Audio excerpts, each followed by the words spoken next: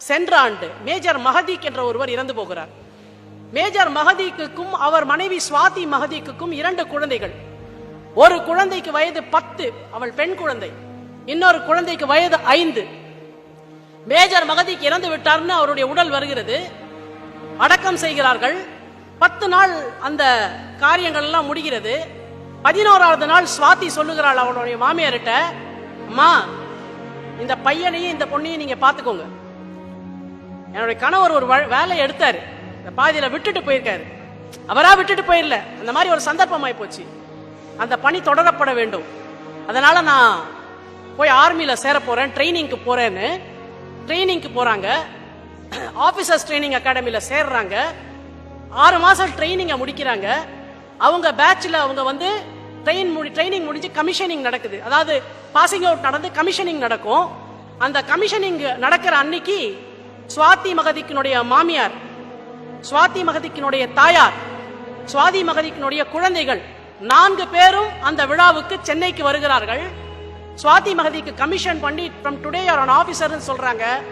அவ்வளவு நேரம் தன்னுடைய உணர்வுகளையும் தன்னுடைய உணர்ச்சிகளையும் கட்டுப்படுத்தி வைத்துக் கொண்டிருந்த ஸ்வாதி மஹதீக் கண்ணீர் சிந்தி சொல்லுகிறாள், இந்த காலகட்டத்திலே என்னுடைய கணவருடைய ஆன்மா அலைந்து கொண்டிருக்கும், நான் இந்த பணியை விட்டுட்டேனேன்னு, இப்ப நான் அந்த பணியை ஏற்றுக்கொண்டு விட்டேன் என்ற பொழுது என் கணவருடைய ஆத்மா இந்த நிமிடம் சந்தோஷப்படும்னு தைரியமாக பெருமிதத்தோடு பேசுகிறாள் ஸ்வாதி மஹதீக். நான் சொல்ல வர விஷயம் என்ன தெரியுங்களா? திரும்ப திரும்ப தவறான பெண்களை நம்மிடம் காட்டிக் கொண்டிருக்கிறார்கள். மாமியாருக்கும் மருமகளுக்கும் சண்டை, சாப்பாட்டுல சண்டை, அதுல சண்டை, இதுல சண்டைன்னு. ஒரு மருமகள் கணவன் இறந்த பின் ராணுவத்திற்கு போகிறாள் என்று சொன்னால் அந்த குழந்தைகளை பாதுகாத்து வைத்துக் கொண்டு அவளுக்கு ராணுவ பயிற்சி முடிகிற அன்னைக்கு அந்த குழந்தைகளை பெருமிதத்தோடு அந்த ராணுவ மைதானத்திற்கு அழைத்து வரக்கூடிய மாமியார்களும் மருமர்களும் இதே இந்தியாவில் தான் வாழ்ந்து கொண்டிருக்கிறார்கள். பெண்களே, வாழ்க்கை மிக அழகானது. நம்பிக்கை கொள்ளுங்கள். வாழ்க்கையில நம்ம படிச்சிருக்க வேண்டாம், வாழ்க்கையில நமக்கு பெருசா விஷயங்கள் தெரிய வேண்டாம், எதுவுமே வேணாங்க. ஆனா மனசுக்குள்ள எதா இருந்தாலும் என்னால ஜெயிக்க முடியும், எதா இருந்தாலும் என்னால சந்திக்க முடியும், எதா இருந்தாலும் நான் நேருக்கு நேரா ஃபேஸ் பண்ணுவேன், எதா இருந்தாலும் நான் கண்ணுக்கு கண்ணு பார்த்து சொல்லுவேன், என்ன வந்தாலும் நான் உடஞ்சி விட மாட்டேன், எவனாலையும் என்ன அழ வைக்க முடியாது, நான் என்ன வந்தாலும் கண்ணீர் சிந்த மாட்டேன். அந்த துணிச்சல் தான் உங்களுக்கு எல்லா வெற்றியையும் தரும்.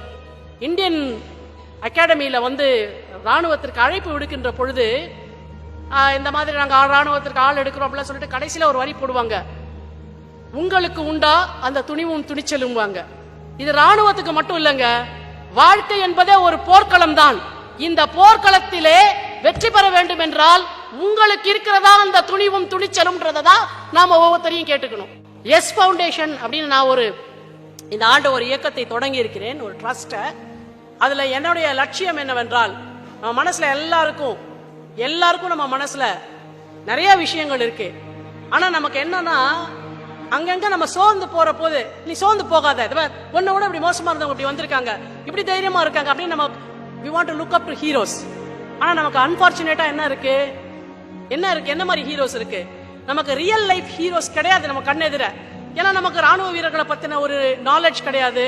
உண்மையிலேயே வாழ்க்கையில போராடி வெற்றி பெறக்கூடிய இந்த மாதிரி விளிம்பு நிலை மக்களை பற்றியோ இல்ல பிசிக்கலி சேலஞ்சோ பினான்சியலி சேலஞ்சோ அந்த மாதிரி ஆட்களை பத்தின அறிமுகம் கிடையாது. அதனால எஸ் ஃபவுண்டேஷனுடைய நோக்கம் என்னன்னாக்க, பெரிய அளவுல எல்லாத்தையும் நம்ம காம்ப்ரிஹெண்ட் பண்ணி சொல்ல முடியாட்டியும் ஒரு பகுதியாக எஸ் ஃபவுண்டேஷனுடைய ஒரு பணியாக மறத்தல் தகுமோ அப்படின்ற ஒரு ஈவெண்ட்டை எவ்ரி இயர் நடத்தி இந்திய எல்லையில நம்மை பாதுகாக்கக்கூடிய ராணுவ வீரர்கள்ல வீரமரணம் அடைவர்கள், வெற்றி பெறுபவர்கள், அதே மாதிரி காடோசாவ மாதிரி டிசேபிள்டா வந்தும் கூட கடைசி வரைக்கும் சாதிக்கக்கூடிய அந்த ரியல் லைஃப் ஹீரோஸ மாணவர்களுக்கு நேரடியாக கொண்டு வந்து காட்டி, பாருங்க உங்க ரியல் லைஃப் ஹீரோஸ 175 அடி கட் அவுட்டுக்கு மேல பாலபிஷேகம் செய்து அவர்களெல்லாம் இங்கே சர்க்கார் அமைக்க போகிறார்கள் என்று பொய்யாக நம்பாதீர்கள்.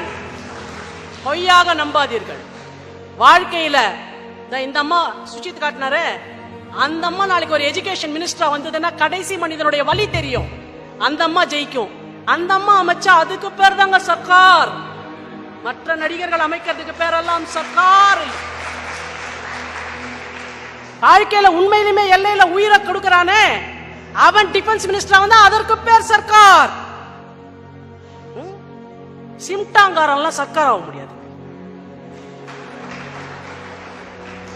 நான் எந்த நடிகனுக்கும் தனிப்பட்ட முறையில் வெறுப்பு கிடையாது. ஆனால் உண்மையில் சாதனை செய்யக்கூடிய ரியல் லைஃப் ஹீரோஸை விட்டுட்டு நிழல் ஹீரோஸ் பின்னாடி போகக்கூடிய நம் எண்ணம் மாற வேண்டும். வாழ்க்கையில் எதை வேண்டுமானாலும் நாம் கைவிடலாம், ஆனால் துணிச்சலை ஒருபோதும் கைவிடாதீர்கள். அந்த துணிச்சல் தான் உங்கள் கனவுகளை நனவுகளாக்கும், மெய்ப்படச் செய்யும். துணிவோடு இருங்கள். உங்களுக்கு உண்டா அந்த துணிவும் துணிச்சலும்?